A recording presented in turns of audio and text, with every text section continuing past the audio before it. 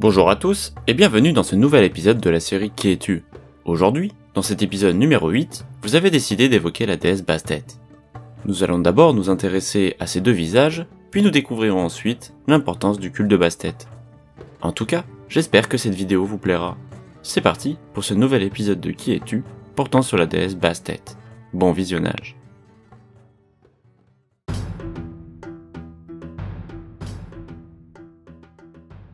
Vénérée depuis la deuxième dynastie de l'Égypte antique, Bastet, de l'égyptien Bast, est une déesse égyptienne à double visage. Elle est originaire de Boubastis, une ville du delta. Avant d'être une déesse à tête de chat, Bastet est d'abord une déesse à tête de lionne. Comme Tefnut, Mout ou encore Sekhmet, elle est la fille du dieu soleil et est l'incarnation de l'œil de Ré, appelée également déesse dangereuse. Dans la mythologie égyptienne, son rôle est d'aider le dieu solaire Ré dans sa quête perpétuelle, en repoussant chaque jour les ténèbres, représentées par le serpent du chaos Apophis, et permettre au soleil de retrouver sa place dans le ciel. Cette représentation, située dans une tombe à Der el-Médineh, nous montre bien ce rôle. On aperçoit la déesse Bastet tuer et mutiler le serpent Apophis avec un couteau. Selon d'autres traditions en Égypte antique, Bastet est parfois considérée comme la fille du dieu Amon. Dans la triade de Memphis, elle est l'épouse du démiurge Ptah, et la mère du dieu de la résurrection et de l'immortalité, Néfertum. Longtemps considérée comme une déesse à tête de lionne, Bastet devient au fur et à mesure du temps, et plus précisément au Nouvel Empire, une déesse à tête de chat. Elle devient donc une divinité bienveillante et beaucoup moins colérique. Elle est la déesse du foyer et de l'amour maternel. Bastet est souvent représentée avec un panier dans lequel reposent ses petits, symbolisant bien cet amour. Elle est la protectrice des femmes et des enfants. Elle est très souvent représentée avec la croix Ankh et le sistre, un instrument de musique particulièrement dédié à la déesse Hathor. Elle est également la déesse de la maternité, de la joie, et devient même plus tard la déesse de la fête et de la musique, d'où ses représentations avec le sistre. Mais elle est surtout populaire aujourd'hui pour être la protectrice des chats. Mais allons pas trop vite, nous en parlerons dans la deuxième partie. Bastet va garder ce double visage tout au long de la période égyptienne. Pour les Égyptiens, elle est une déesse imprévisible. Parfois, elle est une divinité bienveillante et souriante, mais à l'inverse, elle est réputée pour ses terribles colères, et est donc logiquement identifiée et associée à la redoutable déesse de la guerre, Sekhmet. Sous cet aspect colérique et cruel, c'est parfois très compliqué de la raisonner, à tel point que même le dieu solaire Ré aurait eu du mal à la calmer. Il existe aujourd'hui très peu de représentations de la déesse Bastet en forme anthropomorphe. En revanche, de nombreuses statuettes en forme de chat représentant Bastet ont été retrouvées dans plusieurs cités historiques. Celles-ci sont parfois en bois, mais également en bronze, et datent principalement de la basse époque. C'est le cas de cette très belle statue de Bastet du musée du Louvre, datant de la période saïte, 26e dynastie, mentionnant le roi Psamétique Ier.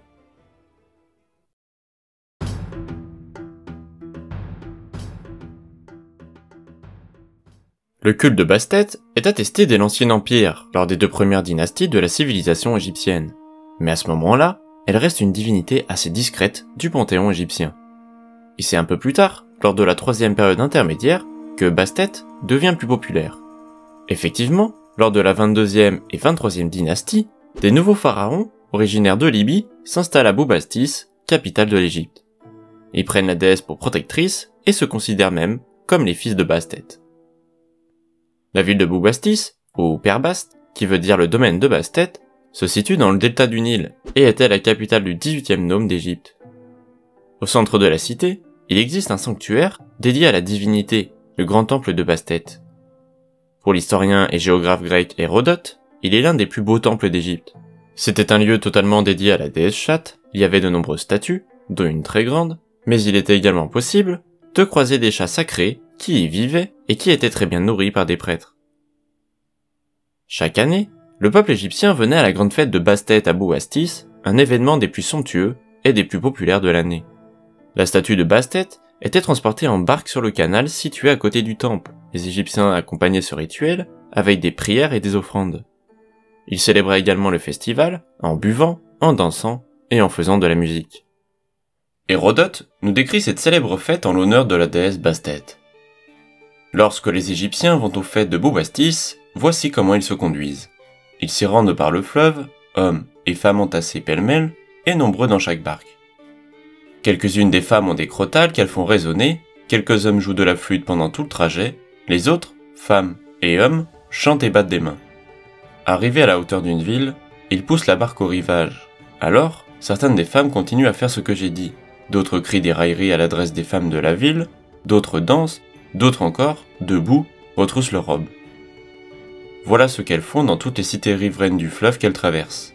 Parvenus à Bubastis, ils fêtent la déesse avec de grands sacrifices, et l'on boit plus de vin de raisin pendant cette solennité que pendant tout le reste de l'année. Il s'y rend, tant hommes que femmes, sans compter les petits-enfants, quelques 700 000 personnes selon les gens du pays. Bubastis n'était pas la seule cité où Bastet était vénéré et populaire. Son culte s'est très vite répandu à travers l'Égypte. C'est le cas par exemple des villes de Memphis, de Léontopolis ou encore de Thèbes.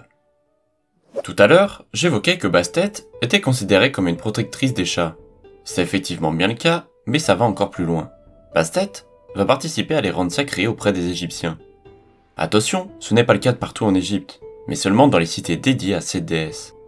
En fait, les chats sont représentés comme une incarnation physique de Bastet.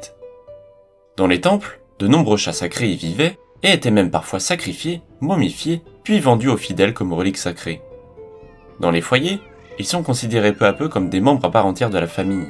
Les chats domestiques sont protecteurs et loyaux. Leurs qualités de chasseurs de rongeurs et de préservation des récoltes sont très utiles. Ils sont donc très importants aux yeux des Égyptiens, à un tel point qu'à la mort d'un chat, les habitants se rasent les sourcils pour signifier leur peine.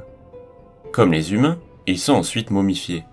Hérodote nous dit « Les chats trépassés sont importés à Bubastis, où ils sont embaumés et enterrés dans des urnes sacrées. » C'est pourquoi nous avons retrouvé de nombreuses momies dans de grandes catacombes situées sur les lieux dédiés à la divinité. Ces momies de chats étaient donc principalement offertes à la déesse Bastet.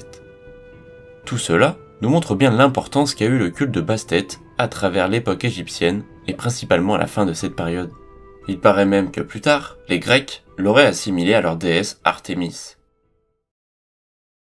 C'est terminé pour cette vidéo, merci de l'avoir regardée. Si ça vous a plu, n'hésitez pas à vous abonner, à laisser un pouce bleu et un commentaire, cela permet de soutenir mon travail.